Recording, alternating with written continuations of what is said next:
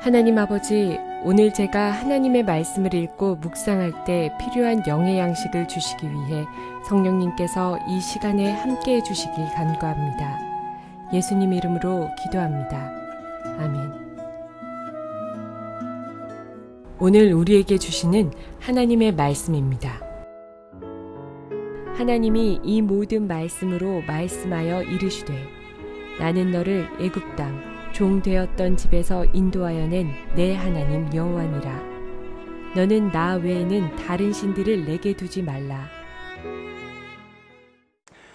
사랑하는 성도 여러분, 평안하셨습니까? 오늘도 주님께서 주시는 말씀과 함께 복된 하루를 열어가시기 바랍니다.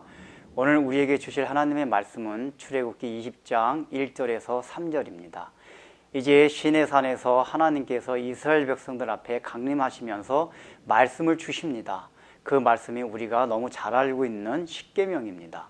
이 십계명은 사실은 모든 율법을 요약해 놓은 것이요 총체라고 말할 수가 있습니다. 우리는 십계명을 생각할 때에 이것이 우리를 속박하거나 구속하는 것으로 생각할 수 있습니다. 왜냐하면 그것이 법이라는 것에 해당되기 때문입니다.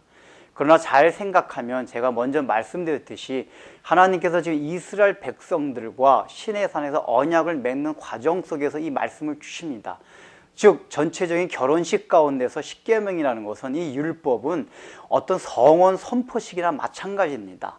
내가 너를 사랑한다, 너는 나를 사랑하느냐 묻고 대답하는, 그래서 이대로 살겠다 하는 사실 그 확약식, 그것이 바로 십계명이 나타난 것입니다.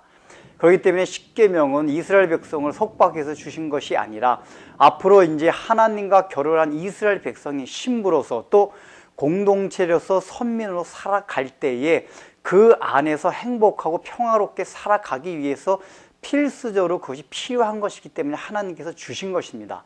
어떻게 보면 그것이 하나님을 위해서 주신 것이라기보다는 이스라엘 백성이 선민으로서 행복하게 살아가기 위해서 주신 법이 바로 십계명입니다. 결국은 그것은 이스라엘 백성들로 하여금 속박하게 하려는 뜻이 아니라 오히려 너희를 더 행복하게 하고 나와 결혼을 했기 때문에 이 결혼 안에서 더욱더 즐거운 삶을 살아가기 위해서 주셨다는 것을 우리가 먼저 마음에 새겨야 되는 것입니다. 그래서 하나님께서 처음에 뭐라고 말씀하십니까? 십계명 1계명을 주시기 전에 나는 너희를 애굽에서 이끌어낸 여호와 하나님이라고 말씀을 하십니다. 이것이 무엇을 말합니까? 내가 너희를 구원해냈고 너는 나의 백성이 되었다는 것을 공포하면서 이 말씀을 주시는 겁니다. 그러면서 첫 번째 말씀이 무엇입니까? 나 외에 다른 신을 두지 말라는 것입니다. 우리는 이 1계명을 생각하면 어떤 것을 생각하냐면 요즘 우리와는 상관이 없다. 그 당시에 다신교 배경 속에서 다른 신을 믿지 말라는 것이지, 오늘날 교회 다니면서 누가 부처를 믿는다든지 알라를 믿는다든지 그런 사람은 없을 것입니다. 그래서 우리가 1계명은 별로 나와 상관없는 것이라고 생각할 수가 있습니다. 그러나 이 계명은 사실 더 깊이 들어가면은 그런 차원을 넘어섭니다. 왜냐하면 나 외에 다른 신을 두지 말라고 할 때 그 외라는 뜻이, 원문상의 뜻이 내 곁에, 내 옆에라는 그러한 뜻을 가지고 있습니다. 즉 이 얘기는 그 당시 다신교적인 배경 속에서는 여호와 하나님이 가장 위대한 신이면서 또 필요에 따라 가지고는 그 주위에 있는 다른 신들에 대한 관심을 가질 가능성이 이스라엘 백성들한테 있었습니다. 즉 이스라엘 백성들이 여호와 하나님을 버리고 믿지 않고 다른 신을 섬긴다는 것이 아니라 주시는 하나님, 여호와 하나님인데 여호와 하나님이 주지 못하는 다른 어떤 것들을 또 이방족이 믿는 다른 신들을 통해서 얻으려고 하는 태도가 이스라엘 백성들한테 그런 가능성이 있었던 것입니다. 하나님께서 그걸 지금 말씀하시고 첫 번째 계명을 주시는 겁니다. 그러니까 너희들은 나 외에 나 곁에, 너 주위에 절대로 다른 신을 두지 말라고 하는 것입니다. 나만을 두라는 것입니다. 이 얘기가 무엇입니까? 앞으로 이제 가나안 땅에 들어가면 농사를 짓습니다. 그런데 실제로 이들이 농사를 지어보니까 여호와 하나님이 주지 못하는 바알이 주는 것들이 굉장히 많이 있었습니다. 하나님은 사실은 이 율법 가운데 어떤 풍요로움 같은 것을 약속하지 않으셨습니다. 그런데 가나안 땅에 들어갔을 때 바알들은 그런 것들을 약속했습니다. 그러니까 이스라엘 백성들은 자기네들이 믿는 신이 여호와 하나님이고 애굽에서 자기들 이끌어낸 신이 여호와 하나님을 믿으면서도 또한 자기네들이 살아가면서 삶에 필요한 그 어떤 것을 구하기 위해서 다른 신에게 관심을 많이 갖게 됩니다. 하나님께서는 바로 이것을 방지하기 위해서 1계명을 주신 겁니다. 이것이 첫 번째 나와 있는 것은 하나님 외에 다른 신, 즉 다른 어떤 의지할 것, 내가 신뢰하는 것들, 그런 거를 두지 않는 것이 모든 계명의 가장 중심점에 서야 되고 그것이 가장 중요하다는 것을 말하고 있습니다. 하나님만을 최우선시하고 나의 삶 가운데 하나님을 절대적으로 신뢰하며 하나님만을 온전한 주로 섬기지 아니할 때 다른 계명들도 지키기 어렵다는 것을 말씀해 주고 있는 것입니다. 여러분들은 여러분 삶 가운데 정말 하나님만이 오직 나의 주요 나의 하나님이라는 것을 고백하며 살고 있습니까? 우리는 오늘 현대 사회에서는 어떻게 보면 돈이나 학벌이나 다른 것들이 나의 하나님이 되는 경우가 많이 있습니다. 우리가 결코 하나님을 떠나지는 않습니다. 그러나 하나님을 믿음에도 불구하고 하나님 외에 내가 다른 것을 의지함으로써 얻고자 하는 것이 있다면 그것이 바로 하나님이요 우상이 된다는 것입니다. 우리가 1계명과 2계명의 차이점이 있습니다.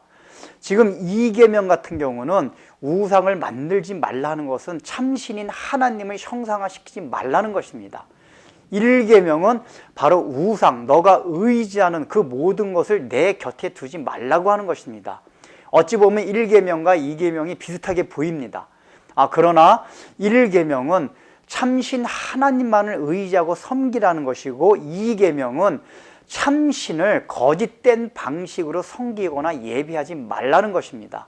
그래서 우리가 2계명 가지고 우상을 섬기지 말고 우상을 만들지 말라 이런 개념은 사실은 1계명에 속해 있는 나 외에 다른 신을 두지 말라 여기에 다 속해 있다고 볼 수가 있습니다.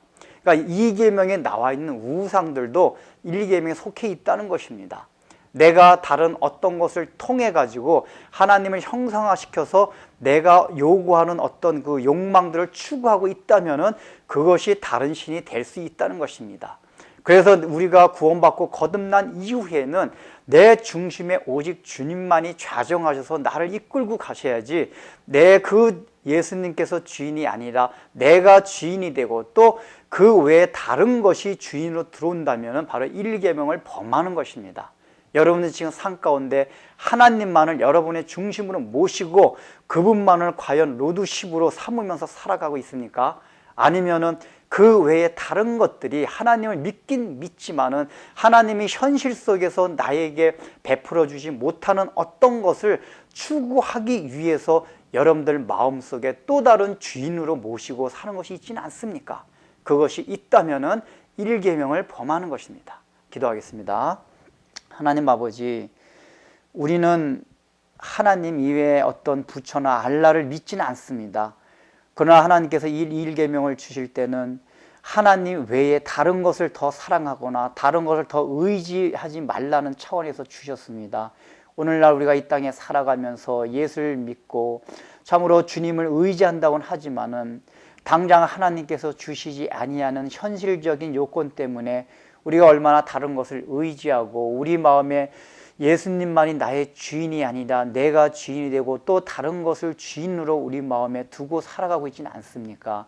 그 마음의 주인 된 것을 다 버리게 하여 주시고 하나님 곁에 다른 것을 아무것도 두지 말고 오직 하나님만이 나의 왕이요 나의 주인 된다는 그 의식과 고백을 하며 살아가게 하여 주옵소서.